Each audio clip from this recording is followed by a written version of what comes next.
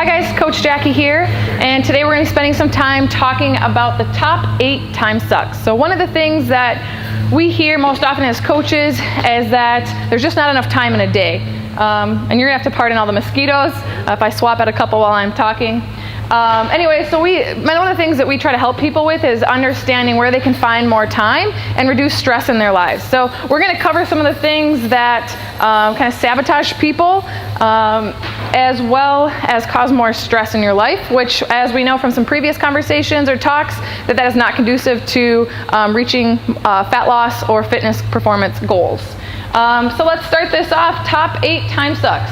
Juggling too much. So I think we've all been there while we're trying to multitask, and some of us are probably really proud of our abilities to multitask, but lots of research shows that the human brain can't actually multitask beyond, yes, chewing gum and walking, but if you're actually trying to accomplish 2 tasks at once that requires any type of brain power, what you're essentially doing is focusing on one thing and then transitioning and then trying to focus on another thing, and it just becomes not effective.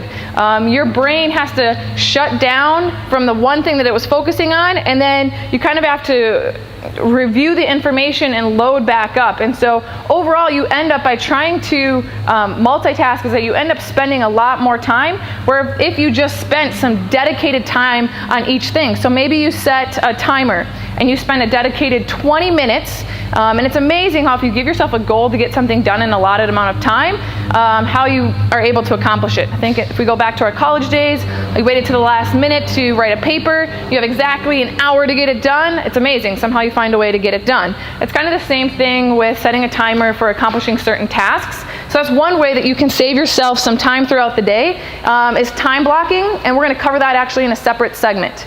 Another big time suck, unclear prioritization. So one of the things that I like to do is wake up early in the morning or on Sundays and set my schedule for the week.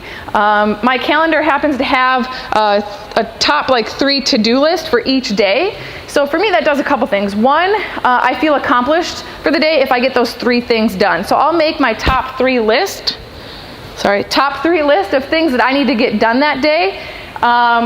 And then beyond that, so I try to tackle those things first thing in the morning, because I'm the most focused, I guess, or alert in the morning. And then as my day goes on, I put less priority on tasks as the day gets later. And so some of the things I get done later in the day is just kind of like icing on the cake. So having a clear idea of what you need to get done that day, and that just means spending a few minutes mapping out your day, and again, going back to that time blocking that we'll talk about.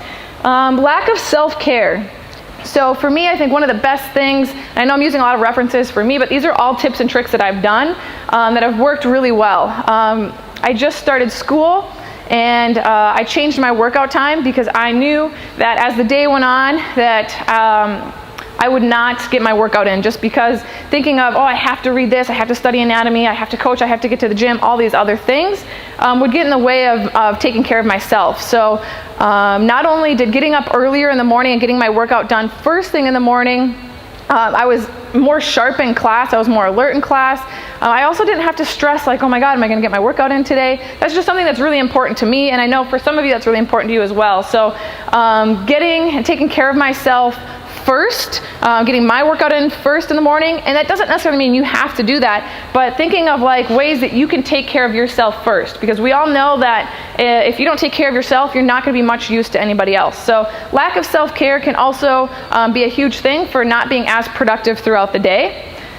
Being a yes woman, and this can be a yes person because some guys out there, but this is probably a little bit more relevant to ladies, as we always feel obligated to say yes to everything, even when we don't have time. So you're already overbooked, and then somebody comes along and asks you to help with a charity event, and I'm not saying that it's great to help out with charities, but if you literally don't have the time, you're not going to be benefiting the person that's asking for you to volunteer, and you're just going to be causing more stress in your life. So really, I think take a look at things that you're most passionate about, and if you want to get involved and volunteer, that's great, but don't be afraid to politely say no when you simply just don't have the time.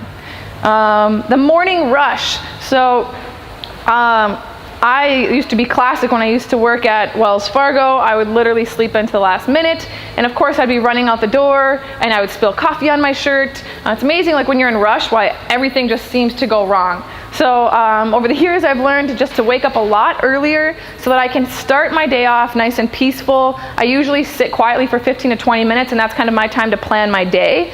And then it's amazing how much better my morning goes, how much more positive I am throughout the day, how much less stress I have throughout the day.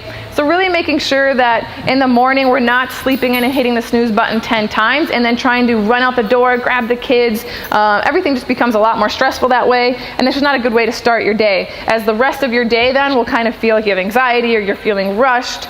So waking up a little bit earlier can go a long way. Number 6, sleep deprivation. We already covered the huge topic of sleep and the importance as far as performance in the gym and fat loss goals, but also just thinking of sleep as how much more productive you can be throughout the day. So setting that sleep schedule, making sure you're going to bed at the same time, getting 8 hours of sleep every night will ensure that you're the most sharp as well as the most productive that you can be the next day. That's kind of an obvious one. A rested thinker or not rested thinker is obviously going to be a lot less productive. These 2 last ones are kind of huge by our digital devices. So now, like, honestly, I get annoyed with my phone sometimes because Facebook keeps asking me if I want to turn on my notifications. That is something that I don't have on. So note to self, if you want to get a hold of me, don't reach out to me through Facebook, because I don't get Facebook notifications. One of the things that just makes me less productive throughout my day, it kind of goes back to juggling too many things at once, where if I'm focusing on something and my phone vibrates or the notification dings or whatever, no matter what I'm doing, it's almost impossible not to shift my focus to want to look at my phone and see what's going on. And then all of a sudden now I have to try to refocus on my task, whether it's studying or reading or working. It takes time to kind of get back into what I was doing, because now my brain was focused on whatever just popped up on Facebook or Instagram, or even if you have like mail. So I've also turned off my email notifications. That way, we'll go back to time blocking, but I decide when I check my email, I decide when I check my Facebook. So what I do is I just have set times throughout the day, and then I give myself a set amount of time. So all of a sudden, I didn't accidentally spend an hour on Facebook, which is a huge waste of time, or same thing goes with like TV or any type of devices. Set yourself an allotted time. For Joel and I, it's like we have our favorite TV shows, we watch those and then nothing else. And nowadays you can get them on Hulu, Netflix, Amazon Prime, so that you're eliminating commercials.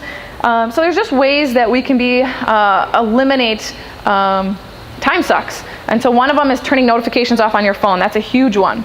And then spending some time going offline. One of my favorite things to do is to go to my cabin, because I don't have cell phone service and Wi-Fi is terrible. So pretty much nobody can get a hold of me for the few days that I'm there, and it's a great way for me just to reset, refocus, and it's amazing how when I come back into my next week, how energized I am and how much more productive I really can be.